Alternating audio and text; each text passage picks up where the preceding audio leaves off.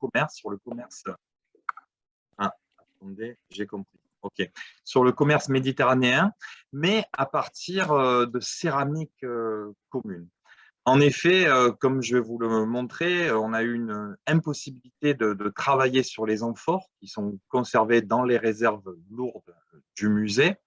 Et on a commencé à étudier les amphores et très vite, on a dû s'arrêter et je me suis rabattu sur les céramiques communes. Et on va voir comment, à partir d'une réflexion sur ces céramiques communes, on arrive à porter le sujet sur le commerce méditerranéen.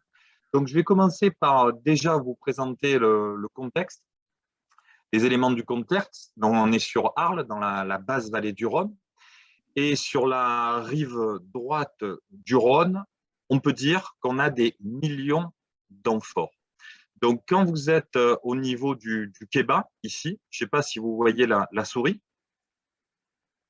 Donc, à partir de là, on a une pente, quand on plonge sous l'eau, constituée d'une accumulation de millions d'amphores, de plus d'une vingtaine d'épaves et des centaines de milliers de céramiques. C'est la zone de dépotoir portuaire. Donc, en 2011, on a renfloué un chaland gallo-romain de 31 mètres de long, on voit ici en rouge, pour 3 mètres de large. Et ce bateau, cette épave, était recouverte par 900 mètres cubes de dépotoir portuaire avec 3000 amphores et des centaines de milliers de céramiques. Donc, vous voyez le bateau en coupe ici, le flanc et le fond plat et l'autre flanc. Donc, ce bateau, pour le renflouer, on a dû le découper en 10 tronçons. Chaque tronçon a été levé avec un système d'élingage et on a pu inaugurer l'extension du musée et le remontage du bateau le 4 octobre 2013. Donc, ce qui nous intéresse, nous, ici, c'est cet immense dépotoir que l'on date entre 70 et 120, 130 après Jésus-Christ. Donc là, je vais vous montrer une photo sous-marine où on voit cette accumulation. Vous voyez, vous reconnaissez peut-être des amphores de bétique, ici, de part et d'autre. Il y a des centaines de milliers de céramiques. On a dénombré 20 000 céramiques de sigillée sud-gauloise, également 20 000 parois fines de bétique. C'est un immense dépotoir portuaire avec 3000 amphores. Donc là, on voit la zone de lavage. C'est une opération qui s'est tenue en 6 mois. Vous pouvez peut-être reconnaître des fragments de parois fines de bétique. On a une variété de matériel assez incroyable avec beaucoup d'inscriptions peintes. Là, on voit un balsamère. On a plus de 3000 lampes à huile. Donc, c'est vraiment quelque chose d'assez colossal. Et là, donc, à la fin de la mission, on avait rangé l'ensemble de ce matériel, enfin une grande partie, dans les réserves lourdes du musée.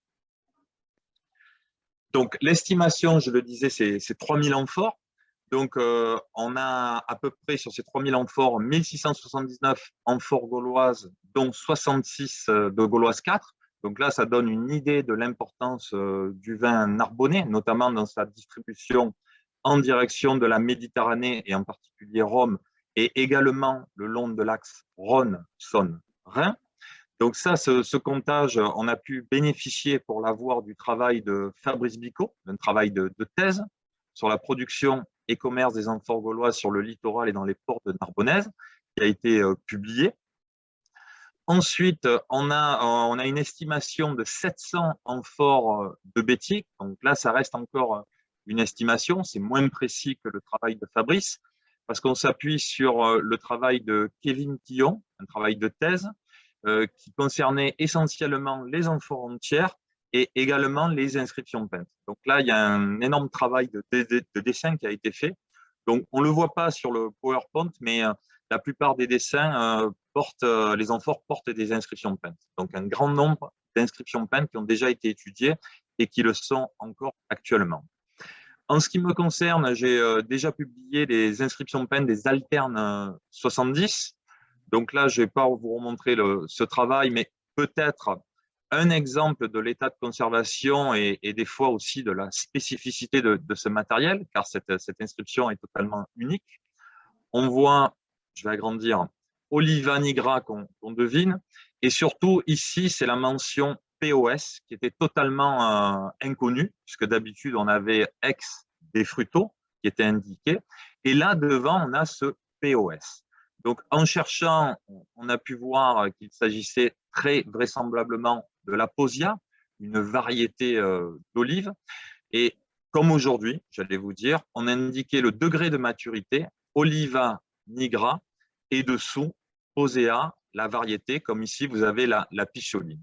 Donc, ça reste encore une amphore exceptionnelle, et c'est vrai qu'on en a quelques-unes comme ça qui sont assez étonnantes, et surtout qui permettent d'avoir des inscriptions qu'on retrouve nulle part ailleurs. Donc, un état de conservation incroyable. Donc, concernant les amphores de Bétique, le travail est en cours avec de nombreux dessins qui sont en train d'être effectués. Ensuite, on a pu faire aussi avec José Carlos Quaresma un dénombrement des amphores de Lusitanie, 32 individus qui ont été publiés, vous le savez. Donc, on a une majorité qui provient du Tage Sado, peut-être une possibilité sur les productions de péniche et un cas d'indéterminé. Ensuite, sur ces amphores, lorsqu'on a des inscriptions peintes, et ça c'est intéressant à souligner, on a le plus souvent marqué liquamen, donc là il est marqué en entier, ce qui est assez rare, et le plus souvent on a la mention lic qu'on retrouve sur les Dressel 14 de Lusitanie. Le problème, c'est qu'à partir de 2014, nos réserves, les réserves lourdes, ont été interdites d'accès pour des problèmes de sécurité. Les réserves étaient en effet dans le vide sanitaire du musée. Vous voyez ici les tuyaux, on est sur la terre battue. Donc, on a dû arrêter l'étude proprement dite des amphores en attendant de construire de nouvelles réserves. Donc, à partir de là, je me suis concentré sur le matériel qui était stocké dans les réserves légères, avec des petites céramiques, et j'ai étudié essentiellement les céramiques communes et également les inscriptions peintes de ces céramiques communes. Et à partir de là, on va voir qu'on peut arriver à développer une réflexion sur le commerce méditerranéen et notamment sur des axes commerciaux. Donc là, on va s'intéresser dans une première partie à 3 types d'objets. On va s'intéresser à 70 pots qui viennent du Latium, on est en Italie centrale, donc 70 pots qui ont été trouvés dans le dépotoir.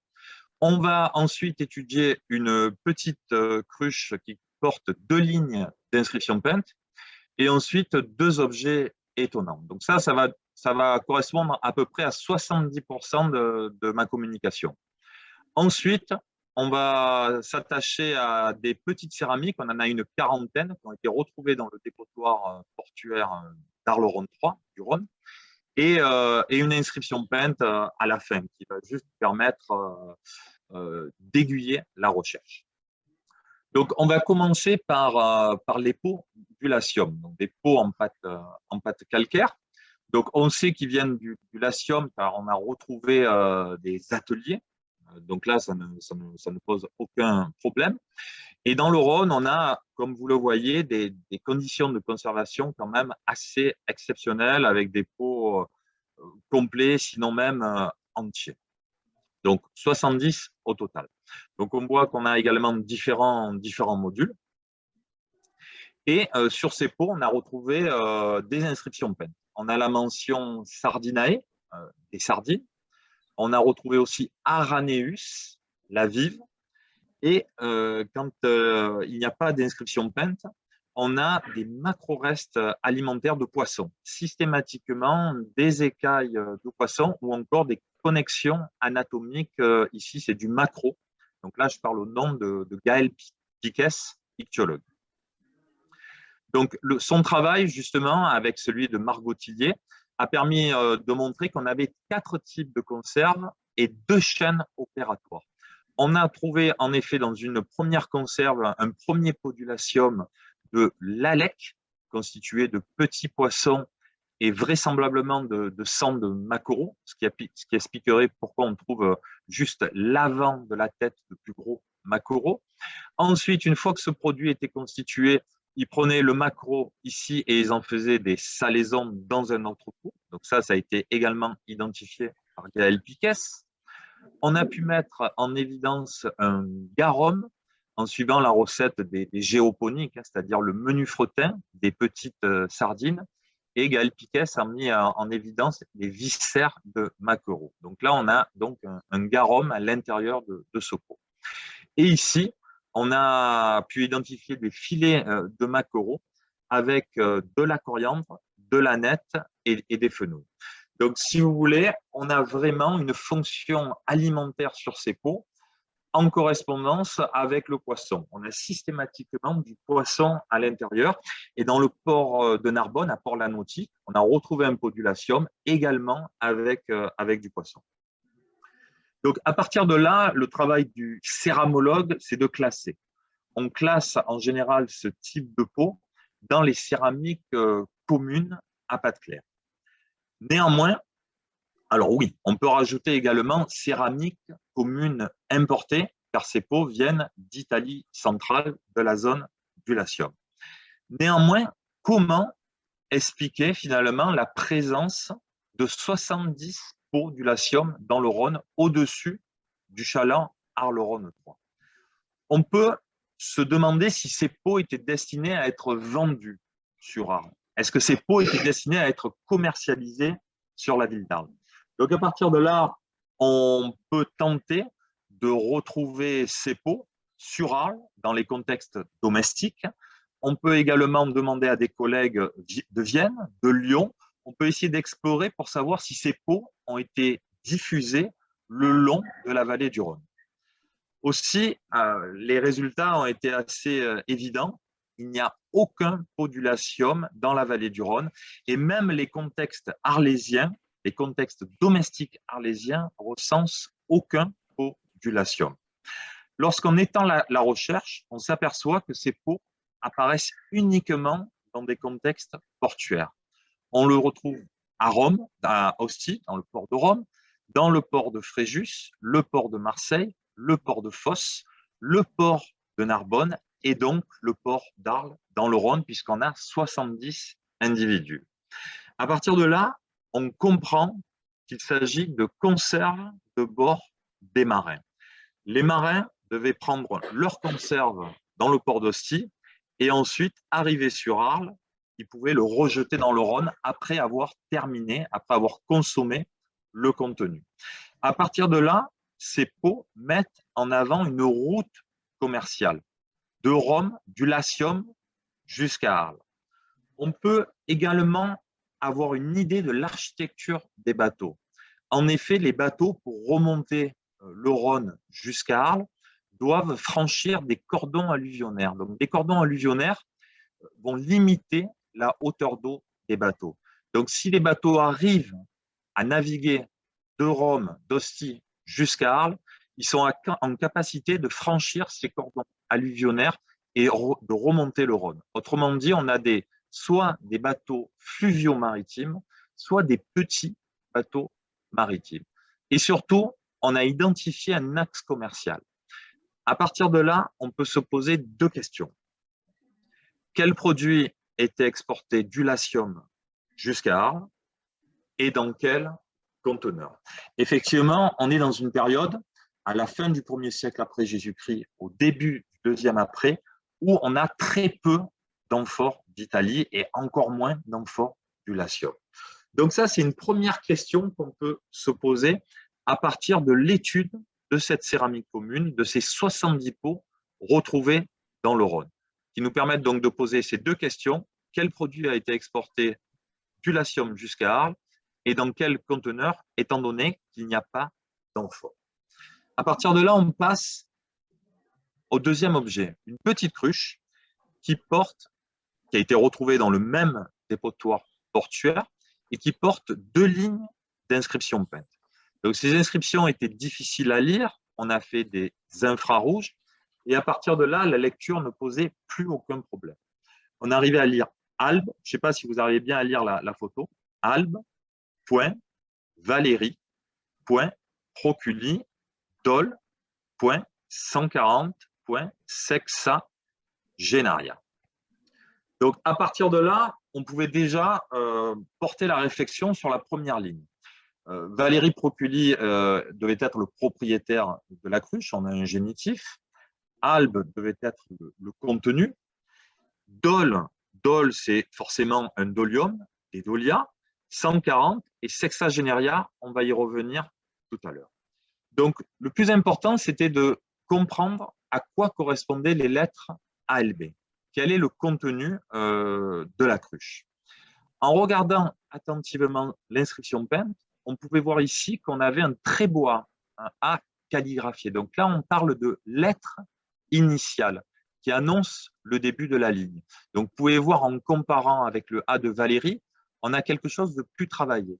Donc ici, il s'agit donc du début de la ligne. De la même façon, ici, on a un très beau D qui annonce le début de la ligne. Autrement dit, les lettres ALB devaient correspondre à un produit censé rentrer dans une cruche, donc un liquide. Et on pouvait éliminer l'hypothèse qu'un mot placé avant, comme Oliva alba, comme Baenterens album, un vin blanc de Béziers, parce que ces inscriptions peintes existent sur amphore, mais ici, ce n'était pas le cas. A était le début de la ligne, albe devait donc correspondre à un liquide. À partir de là, la seule hypothèse possible, c'était l'albanum, un des plus grands vins de l'Antiquité, qui se situe, dont la production se situe donc dans les monts albains, dans la zone du Latium. À partir de là, la première hypothèse concernait Valerius Proculus, propriétaire d'une cruche qui contient ce précieux nectar de l'albanum. On pouvait passer à la ligne suivante. On avait Dol, 140 et Sexagénaria. Sexagénaria, plutôt Sexagenarium au singulier, c'est un rapport avec 60. Mais il était difficile de comprendre avec quoi. On savait que Sexagénaria devait, en tant qu'adjectif, s'accorder au nom, et on devait avoir 140 dolia sexagénaria, c'est-à-dire 140 dolia qui avaient un rapport avec 60, mais difficile d'aller plus loin. En revanche, en regardant dans les textes des agronomes latins, que ce soit Caton, Varron, Columel, Pline l'Ancien, on pouvait avoir une chance de trouver l'expression dolium sexagenarium ou dolia sexagenaria.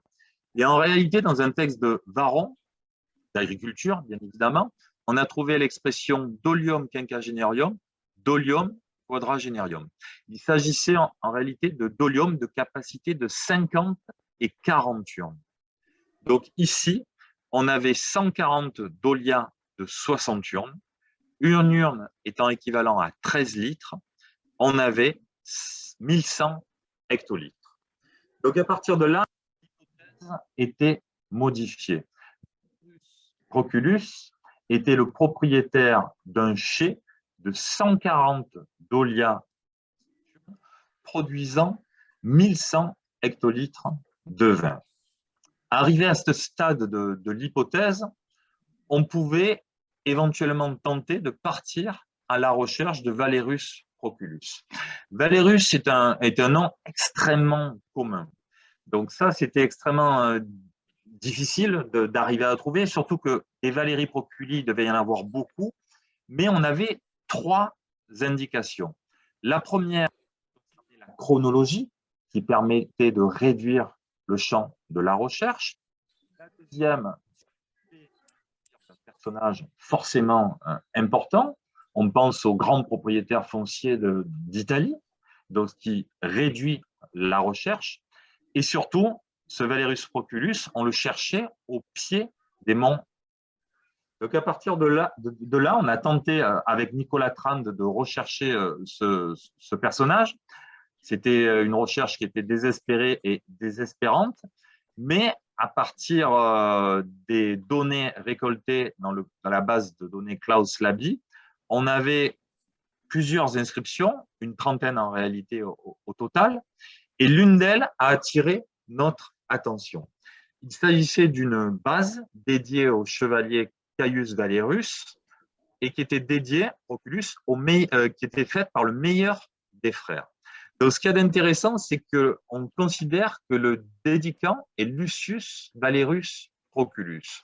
Ce personnage a fini sa carrière en 143 comme préfet d'Égypte. Donc 143, ça correspondait à notre chronologie. Préfet d'Égypte, c'était un personnage forcément important qui pouvait coller à notre hypothèse. Et l'élément le plus important, c'est qu'on avait une indication toponymique qui était donnée sur le cil et on pouvait lire que cette inscription avait été trouvée près de Préneste, dans un petit sanctuaire qui est localisé sur la route qui mène à Albane. C'est-à-dire que cette inscription a été trouvée au pied des monts Alban.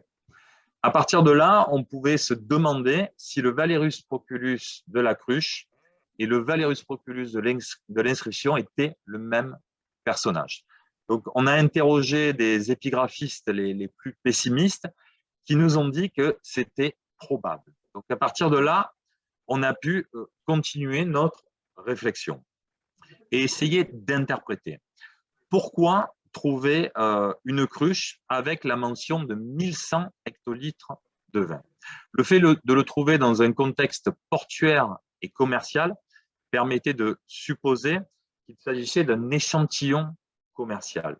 Donc, un échantillon commercial pouvait être envoyé en amont de la transaction pour faire goûter le vin et plusieurs mois après, le vin pouvait arriver et à partir de là, on pouvait à nouveau goûter pour savoir s'il n'y avait eu pas de problème d'avarie pendant le transport.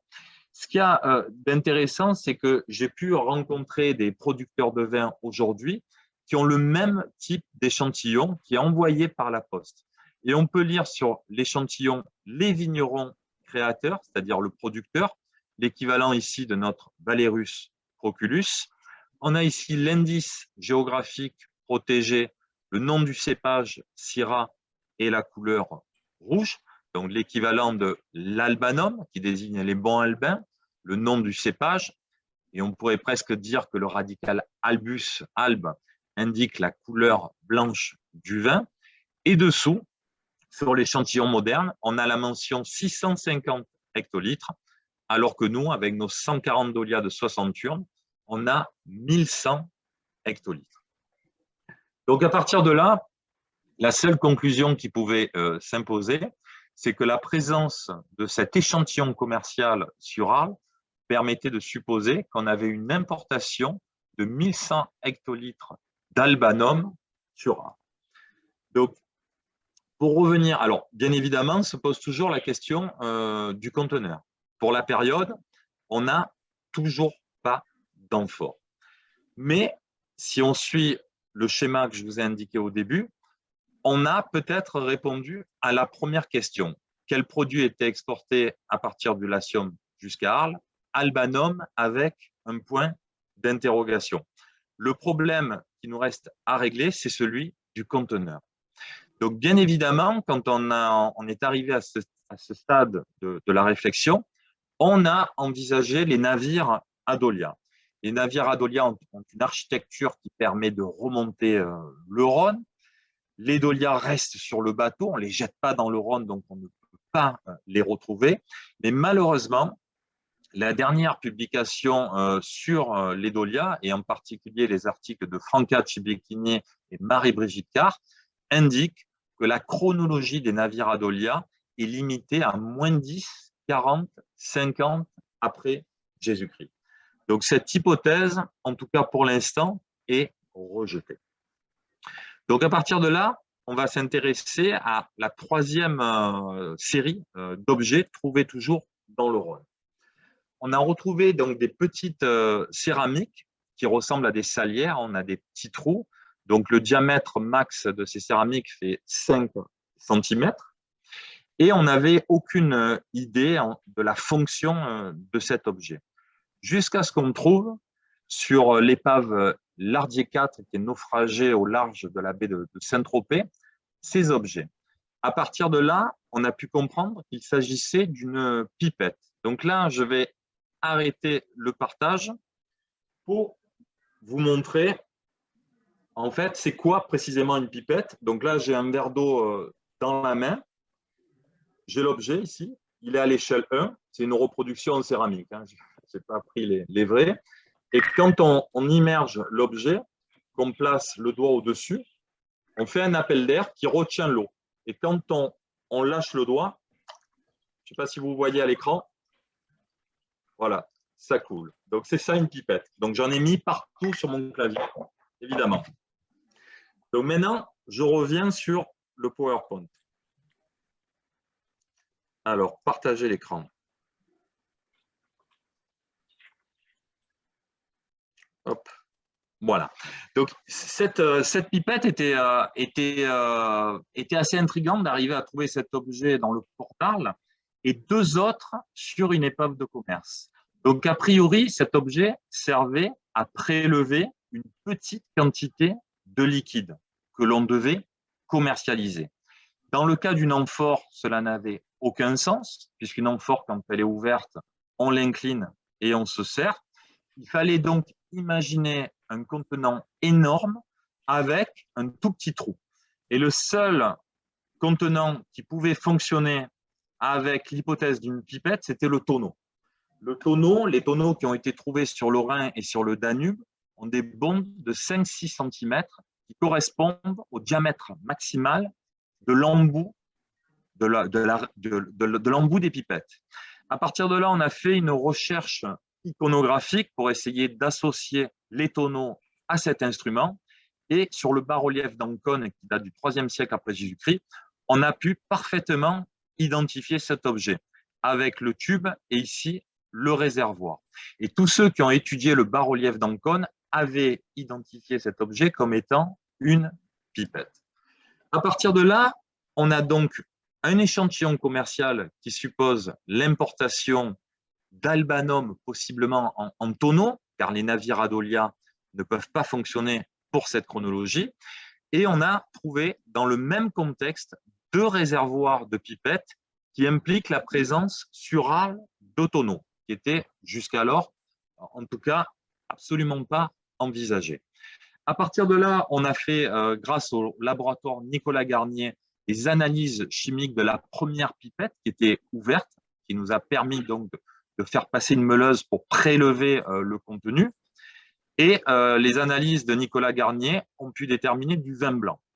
Donc l'albanum est bien évidemment du vin blanc, mais un tonneau chargé de vin blanc ne contient pas forcément de l'albanum. Donc il faut rester prudent.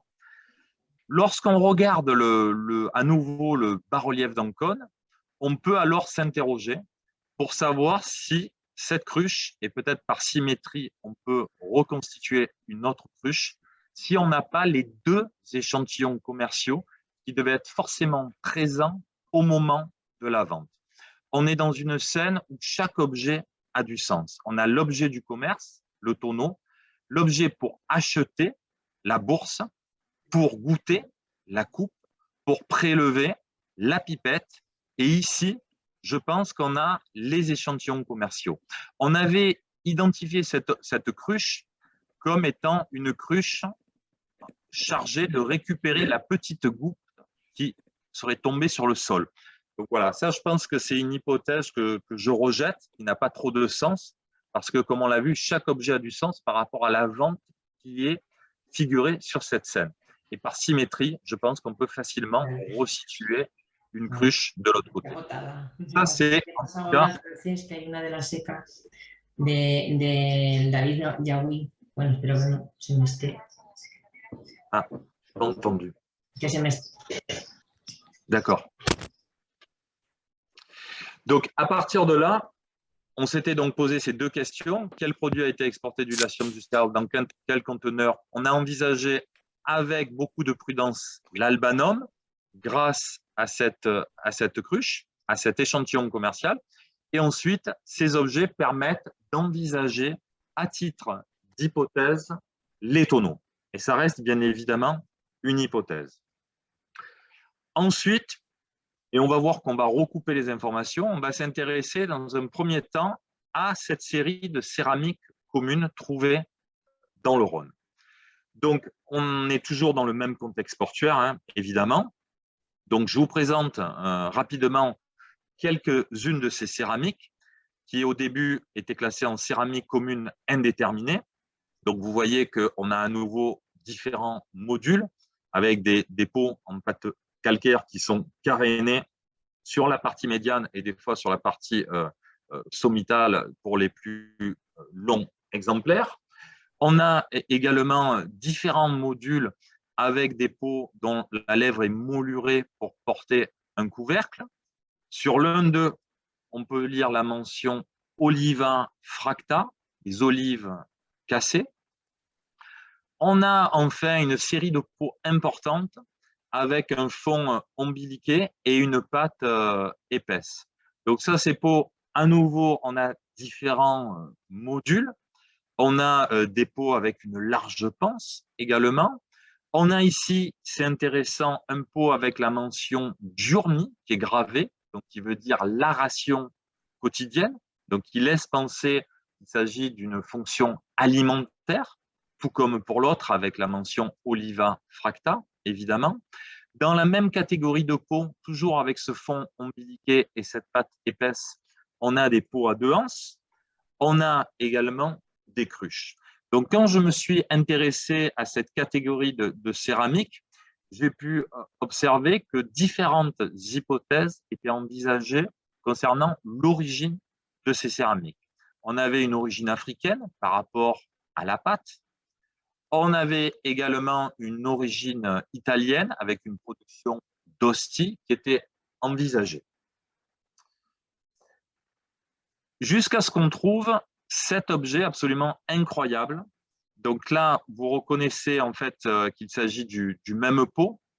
Je ne l'ai pas précisé, mais on a souvent des bandeaux rouges qu'on retrouve sur ces pots, qu'on retrouve sur cet exemplaire. Bon, allez, on les voit ici, on les voit à nouveau ici. Et sur ce pot, on avait une inscription incroyable qui a déjà été publiée dans la CK, mais on avait surtout l'écriture hispanique ici, avec la mention Dede Caeciliorum, qui, comme vous le savez, est un grand négociant, une famille de grands négociants en huile de Bétique. Autrement dit, on avait 2 informations pour nous laisser penser que ces pots avaient été produits en Bétique. À partir de là, j'ai lancé une recherche à destination de plusieurs collègues et Dario Bernal Casasola m'a indiqué la présence de cet article que je ne connaissais pas sur les urnes cinéraires de Cadix, où on retrouve ces pots. On les voit ici, toujours le fond ombiliqué, des pâtes épaisses et toujours des bandeaux rouges qu'on retrouve dessus. Ensuite, c'est Enrique Garcia Vargas qui m'a fait connaître la publication d'une fouille à l'hôpital des 5 Plaies de Séville, où on retrouvait toutes les céramiques qu'on retrouve dans le Rhône. Donc, on a un atelier qui produit ce type de céramique à Séville et également celle-ci qu'on retrouve dans l'atelier de Séville. Donc, à partir de là, on avait une 50aine de pots en provenance de Bétique qu'on retrouvait dans le Rhône. Et de la même façon que pour les podulations, on a envisagé qu'il s'agissait de conserves de bord des marins. À partir de là, effectivement, on pouvait retrouver ces céramiques dans différents contextes portuaires, de la même façon que pour les podulations, port d'Arles, port de Narbonne, port de Fos et un exemplaire sur l'épave port Vendres 2, qui est chargé de tous les produits de Bétique, et idem pour celui-ci, avec notamment 14 exemplaires dans le golfe de Fos. Donc à partir de là, de la même façon, on avait une route commerciale, on pouvait même avoir une idée de l'architecture du bateau, et dans ce cas précis, donc on supposait que le bateau partait de Bétique et remontait jusqu'à Arles, et dans ce cas précis, on avait 700 amphores de Bétique, comme on l'a vu au début. Donc ça avait une certaine logique de retrouver ces conserves de bord de Bétique sur Arles. À partir, en conclusion, et avant d'étendre la réflexion, il faut bien avoir à l'idée de l'importance du contexte qui nous permet d'aller plus loin dans l'étude de ces céramiques communes. Effectivement, lorsqu'on classe ces céramiques communes, on les met dans des catégories. Et je pense qu'il est important de s'extraire de ces catégories en prenant en compte les activités commerciales qui peuvent se dérouler dans un port. Je pense aux marins qui consomment dans le bateau et qui rejettent leurs conserves de bord. À partir de là, des céramiques communes importées doivent être interprétés comme des conserves de bord des marins. On peut faire cette interprétation en comparant des contextes de découverte, présence, absence dans les ports et dans les contextes domestiques. On doit essayer d'identifier la fonction alimentaire par les macro-restes, par des graffitis, par des inscriptions peintes ou même par des analyses chimiques. Et on doit essayer d'identifier ces petites céramiques communes dans les épaves. Parce que si ce sont des conserves de bord, on devrait les retrouver en toute logique dans les épaves. À partir de là, on peut avoir une idée d'un axe commercial, on peut avoir une idée de l'architecture navale des bateaux, et ensuite, on doit interpréter. Aussi, l'hypothèse des tonneaux est difficile à défendre. Comme vous le savez, le tonneau est en bois, les cerclages sont en bois. Il est extrêmement difficile pour nous de porter une réflexion similaire à celle qu'on porte sur les amphores qui sont en céramique. Et comme je dis souvent, le tonneau peut être partout et peut être nulle part. En revanche, l'identification d'une pipette à tonneau en céramique est un élément nouveau que nous devons privilégier pour peut-être appréhender la présence des tonneaux. Donc, c'est le cas notamment d'une pipette qui a été retrouvée dans un puits à Madrid, que vous connaissez. Elle a été publiée effectivement aussi dans les notices de l'ACK. Donc, on est dans une zone effectivement où il y a des productions de vin, il n'y a pas forcément d'amphore. On a le texte de Fronton qui indique au IIe siècle après Jésus-Christ que le vin de Sagonte est présent à Rome alors que les amphores de Tarraconèse sont absentes. Donc là encore, on peut trouver une certaine logique à retrouver une pipette à Madrid. Alors la pipette a été pas bien datée, la datation est assez large, on est entre la période julio-claudienne et la période flavienne. On peut également avoir la chance de trouver un fragment de tonneau avec une inscription. Donc, ça a été le cas avec ce morceau de tonneau trouvé à Londres, avec la mention Amine Massil, donc un vin issu de la transplantation du cépage Amineum, un vin marseillais. Et on constate qu'un grand vin comme celui d'un vin aminé de Marseille pouvait être contenu dans un tonneau de 900 litres. Donc, pourquoi pas l'Albanum. En épilogue, je voulais signaler une publication récente donc de Carlos de Rohan, Franca Cibecchini sur l'épave Boufférer, que vous connaissez bien. Donc, cette épave a naufragé à quelques centaines de mètres de la côte. On a identifié une cargaison composée de plusieurs niveaux d'amphores de pétique avec une datation très précise, notamment par les monnaies et les lingots de plomb entre 66 et 68 après Jésus-Christ. Et la zone arrière du bateau, la zone de vie, a livré la dotation de bord des marins. Et comme vous pouvez le voir, on retrouve ici les 4 conserves qu'on retrouve dans le Rhône. Ce sont celles qu'on retrouve dans le port d'Arles, puisqu'on a un certain nombre d'exemplaires, et également dans le port de Fos. On retrouve le pot avec la lèvre moulurée, qu'on retrouve dans différents contextes portuaires et également sur l'épave Port-Vendre 2. Et on retrouve notre petite céramique carénée sur la partie médiane ou sommitale avec une anse, qu'on retrouve également sur Arles et dans le port de Narbonne. Donc, autrement dit, il s'agissait véritablement de conserves de bord de bateau. Et pour la première fois, on les retrouve toutes sur une épave. Ce qu'il y a d'intéressant sur cette photo, c'est qu'on a également les pots d'Ulatium. Donc, à partir de là, on peut supposer que ce bateau est parti d'Ossie jusqu'en Bétique. Il a déchargé sa cargaison. Il a rechargé une cargaison complète d'amphores de Bétique. Et ensuite, il a fait naufrage. Aussi, on peut se demander que transportait ce bateau en partance de Rome jusqu'en Bétique. Et il se trouve que dans la zone arrière du bateau, on a retrouvé une pipette à tonneau. Donc, la partie avec les petits trous est cassée, mais on reconnaît le type de céramique, l'échelle, c'est la même dimension, et on a des petits éléments de moulure qui assurent la jonction entre le réservoir et et la tige. On les retrouve ici et on les retrouve également sur les 2 pipettes du Rhône. Donc, à partir de là, on peut se demander à nouveau, et c'est ça le problème du tonneau, hein, c'est qu'on vraiment on raisonne sur des absences, mais on peut se demander si, en partance d'Ostie, ce bateau ne chargeait pas, n'était pas chargé avec des tonneaux remplis de vin issus de l'Italie romaine.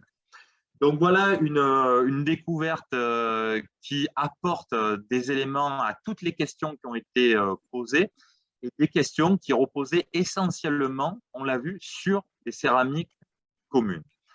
Aujourd'hui, les réserves ont été construites, on va les inaugurer bientôt et à partir de là, on va pouvoir étudier, on va pouvoir reprendre l'étude des amphores.